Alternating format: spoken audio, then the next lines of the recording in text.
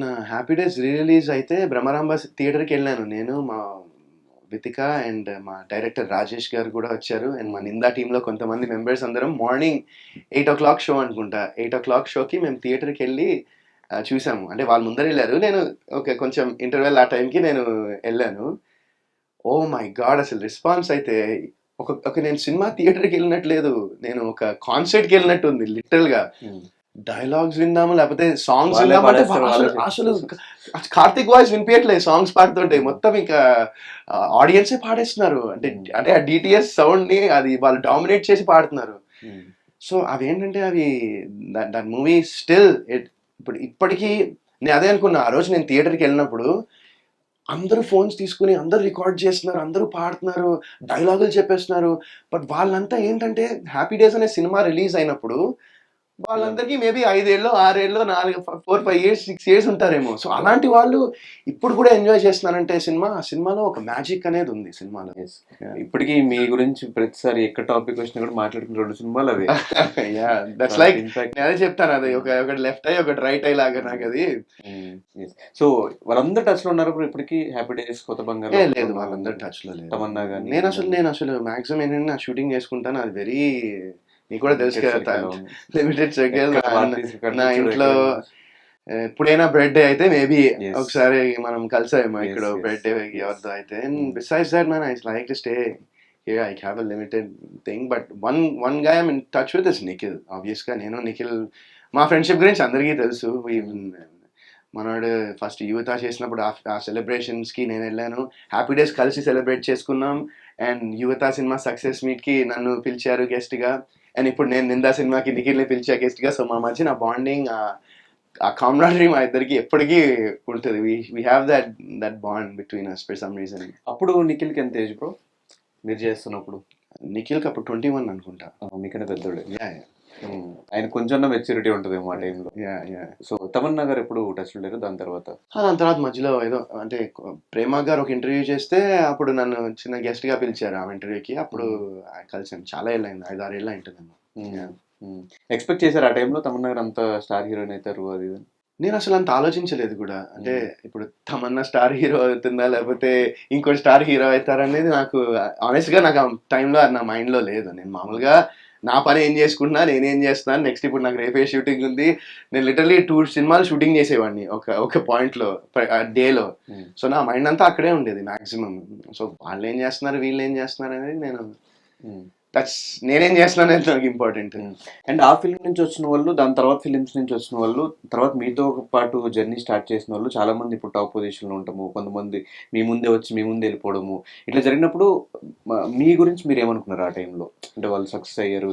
నేను చాలా గర్వపడతానండి. అరే example. I'm so happy, so proud of Nikhil. ఎందుకంటే తను కూడా ఇప్పుడు నేను అదే అంటున్నానండి, success and failure is part of life. Everyone has it. Nikhil has seen it. Nikhil happy days తర్వాత ఒక 4-5 మూవీస్ చేశాడు, 5-6 మూవీస్ చేశాడు అనుకుంటా. అవి వర్కౌట్ అవ్వలేదు. అవి కూడా ఆ టైంలో తను ఫీల్ అయిపోయి అరే నేనేంటి, నా లైఫ్ ఇంతేనా, నేను సినిమా ఫెయిల్ అయిపోయాను మానేసి వెళ్ళిపోలే కదా. హీ డెంట్ క్విట్ కదా. సో సక్సెస్ ఫెయిలియర్ అనేది ఎప్పటికీ అందరి లైఫ్ లో వస్తుంది. ఎప్పుడు మనం గివ్అప్ చేయకుండా, మనం క్విట్ చేయకుండా ఒక పని చేస్తే ఎప్పుడో అప్పుడు సక్సెస్ అవుతాం. So that's what I feel. And I'm super happy for Nikhil. I'm so proud of him. మంచి సినిమాలు. అండ్ ఇప్పుడు ఒక నాట్ జస్ట్ తెలుగు ఆడియన్స్కి, ఇండియాలో ఉన్న చాలా మంది ఆడియన్స్కి తను చేసే సినిమాలు, తను సెలెక్ట్ చేసుకునే కథలతో దగ్గరయ్యాడు. And I'm so happy for him. Is ఇప్పుడు నాట్ ఓన్లీ తెలుగులో అతనే కాదు, మొత్తం పాన్ ఇండియాలో తెలిసిన ఒక నటుడిగా రికగ్నైజ్ అయ్యాడు నిఖిల్. కానీ మీలో ఆ మిస్టేక్ ఏంటి? లైక్ ఎక్కడ రాంగ్ స్టెప్ తీసుకుంటున్నారు ఎవ్రీ మూవీకి అంటే ఏం చెప్తారు? ఎవ్రీ మూవీకి నేనేం రాంగ్ డిసిజన్ తీసుకోలేదు. చాలా సినిమాలు తీసుకున్నా, ఎవ్రీ మూవీకి తీసుకోలేదు. సో ఎవ్రీ మూవీ సక్సెస్ అవ్వకపోవడానికి వాట్ ఇస్ ద రీజన్స్ ఏమై ఉండొచ్చు? ఆడియన్స్ థియేటర్కి వచ్చి సినిమా చూడకపోవడం, అదే రీజన్. సినిమా బాగాలేకపోవడము.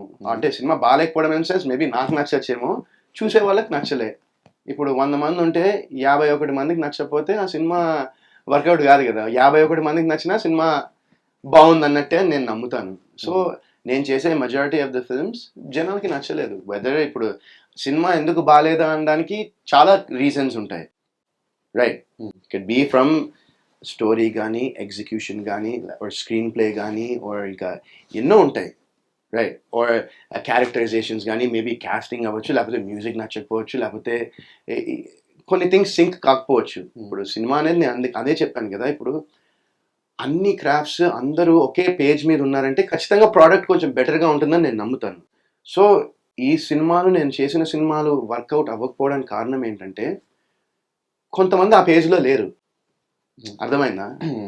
సో ఇప్పుడు వాళ్ళ పేర్లన్నీ చెప్పాలంటే అది వద్దు, నేను చెప్పను కూడా. సో అలా జరిగినాయి కొన్ని సినిమాలకి. So that's why they didn't work out.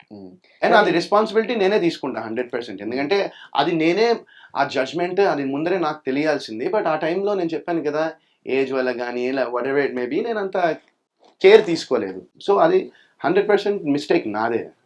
కానీ మధ్యలో ఆ బిగ్ బాస్ డెసిషన్ తీసుకున్నారు బ్రో. అంటే సినిమాలు చేసుకుంటూ, అంటే కొంతమంది వచ్చి ఫేమ్ కోసం వస్తారు, లేదా డబ్బుల కోసం వస్తారు. ఇంకప్పటికీ ఉన్న ఫేమ్ ఉంది, డబ్బులు ఉన్నాయి.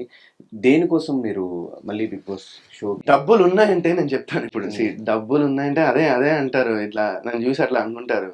అలా కాదు. డబ్బులు ఉన్నాయి ఇన్ ద సెన్స్ ఏంటంటే, ఎవరికైనా ఎంత డబ్బు ఉన్నా, ఇప్పుడు నేను ఆ టైంలో యూఎస్ వెళ్ళిపోయి 1 సంవత్సరం 2 సంవత్సరాలు ఏం చేయలేదు. అంటే ఏం చేయలేని సెన్స్, ఓకే ఒక రెస్టారెంట్ ఏదో ఒకటి అనుకున్నాము, అది చేసాము, మధ్యలో ఒక కోర్స్ చేశాను. ఎందుకు ఇంకా సినిమాలు వద్దు, ఇండస్ట్రీ వద్దని వెళ్ళిపోయారా ఆ టైంలో? సినిమాలు వద్దు, ఇండస్ట్రీ వద్దు కాదు. నేను చేస్తున్న సినిమాలు, నేను సెలెక్ట్ చేసుకున్న స్క్రిప్ట్స్ మీద నాకే సాటిస్ఫాక్షన్ లేకుండా అయిపోయింది. ఓకే. అంటే నేను చేస్తున్న వర్క్, నేను రేపు పొద్దున్న సినిమా చూస్తే అరే ఎందుకు చేశాను ఇది అనే ఫీలింగ్ నాకు కలిగింది కొన్ని సినిమాల తర్వాత. అప్పుడు నేను ఇంకా అంటే ఆపేద్దామా లేదా అని కాదు, ఫస్ట్ వెళ్ళిపోదాం నుంచి. నాకు మైండ్ ఫస్ట్, ఎందుకంటే సినిమాలు చేస్తూనే ఉన్నాను, గ్యాప్ ఇవ్వలేదు. అసలు వర్కౌట్ అవ్వట్లేదు. ఒక్కొక్క రీజన్ నేను చూసిన తర్వాత అనలైజ్ చేస్తే, ఈ సినిమా ఎందుకని నాకు అనిపిస్తుంది, ఈ సినిమా ఎందుకని అనిపిస్తుంది. సో ఐ జస్ట్ నీడెడ్, ఎందుకంటే నాన్ స్టాప్ 2007 నుంచి నాన్ స్టాప్ చేశాను. So I just needed a break. 18-19 ఆ టైంలో అనుకుంటా, 17-18 ఆ టైంలో. That was your depression? I wasn't depressed, brother, because I have a good family and I have an amazing wife and I have amazing parents. Main ఏంటంటే maybe నేను depress అయ్యేవాడినేమో, కాకపోతే నా family, నా చుట్టుపక్కల ఉండేవాళ్ళు నన్ను ఎప్పుడూ అలా వెళ్ళనియలే. ఎందుకంటే నేను సక్సెస్లో ఉన్నప్పుడు కూడా, అబ్బా నువ్వు అసలు తోపు, నువ్వు సూపర్ అనలేదు. అండ్ నేను ఫెయిలియర్లో ఉన్నప్పుడు కూడా, నువ్వు వేస్ట్ గాడివి, నువ్వు అసలు ఫెయిలియర్వి అని ఎవరు అనలేదు.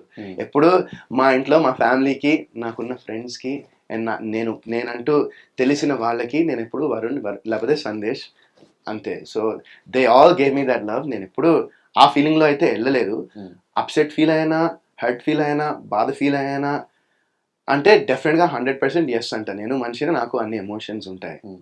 బట్ ఆ డిసిజన్ తీసుకోవడానికి కారణం ఏంటంటే, ఇప్పుడు మనం ఒక పని చేస్తున్నప్పుడు మనకు ఆ పని మీద ఏదో ఒక సాటిస్ఫాక్షన్ లేనప్పుడు మనం ఆ పని చేయడం కరెక్ట్ కాదని నాకు అనిపించింది. సో నేను న్యాయం చేయట్లేదు నాకు, కానీ నేను అర్థంలో చూసుకున్నప్పుడు నాకు నా మీదే అనిపించేది, ఎందుకు ఇది కరెక్ట్, నువ్వు ఎందుకు ఈ డిసిజన్, ఎందుకు ఈ సినిమాలు చేస్తున్నావు అనే ఫీలింగ్ నాకే వచ్చింది. సో ఆ టైంలో that was the decision I made to go to US వెళ్ళి అక్కడ బ్రేక్ తీసుకుని అక్కడ ఇలాంటి కొన్ని థింగ్స్ చేశాము. చేసిన తర్వాత అప్పుడు నేను ఒక స్టోరీ, నాకు చాలా కిక్ ఇచ్చిన స్టోరీ ఒకటి వచ్చింది. సో దానికోసం ఇండియా వచ్చిన తర్వాత అప్పుడు ఈ కాల్ వచ్చింది. సో ఈ కాల్ వస్తే వితికాకి బాగా ఇష్టం. First of all Bigg Boss ఆ టైంలో ఫాలో అయ్యేది చాలా. She used to watch the episodes and everything before. And she was like, ఇది ఎక్స్పీరియన్స్ బాగుంటుంది, ఇది అదే అని చెప్తే, ఇంకా నాకు కూడా ఏంటంటే, నేను ఒక్కడనే అయితే ఇంపాసిబుల్, నా వల్ల అయ్యేది కాదు. నాకు విధిగా కూడా ఉంది కాబట్టి వెళ్ళా. అండ్ డెఫినెట్గా financially it was good. It was good అని చెప్తాను నేను.